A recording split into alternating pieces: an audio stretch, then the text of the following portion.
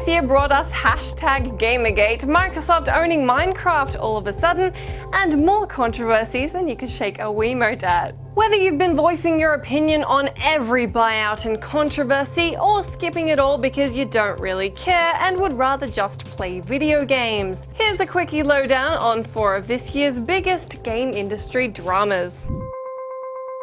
This first one on my list relates to 2 Gist episodes that I made not so long ago, which you can check out for yourself. I call it All the Games Are Broken or Delayed, or both. This year made us stop believing in the sanctity of a release date and the assumption that the QA process in game development actually works. Assassin's Creed Unity had missing faces and flying NPCs. Dragon Age is still affected by a bug that switches out your voice actor randomly. On top of that, Halo Master Chief Collection and Drive Club both launched horrifically broken, with multiplayer and server issues, and that's just the tip of the iceberg. Clearly something has to give with the pressure publishers are putting on devs to push these games out, or we're going to see a 2015 peppered with the same glitches and multiple month-long delays. Next up, I have not had a week go by all year long where there's not been some kind of resolution news to report on in GameSpot news.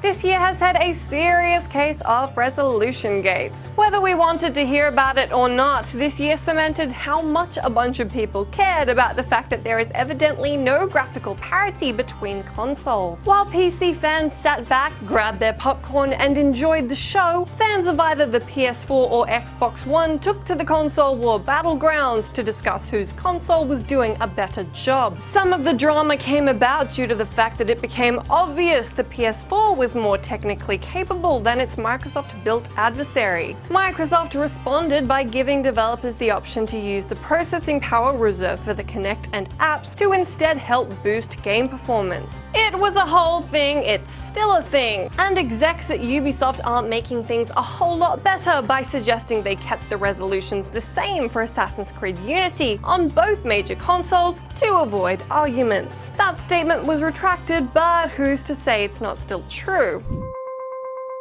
Speaking of Ubisoft, who are fast becoming one of 2014's more controversial and disliked publishers, they had a little trouble making female characters this year. This one started during E3 of this year when a few of us were puzzled to see there was no option to play a female assassin in Unity's multiplayer mode. Creative director Alex Amancio called the absence a workload issue, explaining it would take the team too long to recreate animations and whatnot. A very similar story came about for the lack of a female playable character in Far Cry 4's co-op mode. Former Assassin's Creed 3 animation director Jonathan Cooper called bullshit on that one, saying it would be a day or two's work to knock up those animations, and the internet went crazy. The "women are too hard to animate" hashtag launched. Cosplay happened, and Ubi changed their tune, explaining that since everybody actually plays as the protagonist Arno, there was no need to make a female avatar. Right then. The Oculus Rift has been our gateway into the VR gaming revolution, which everybody's been keen for since, well, every sci-fi flick ever. And in the biggest controversy of the year, Facebook bought it.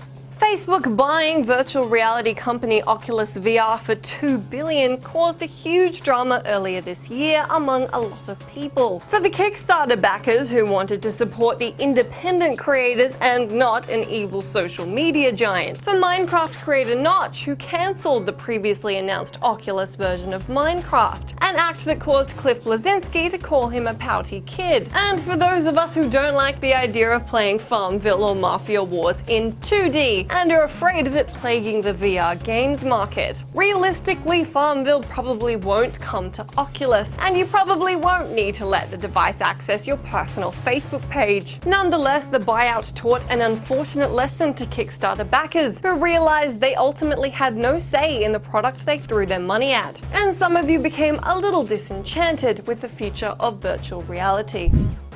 Let me know what you reckon was the biggest drama in video games this year, and if you're into weighing in on controversies, or you're not that interested. I'll see you next week.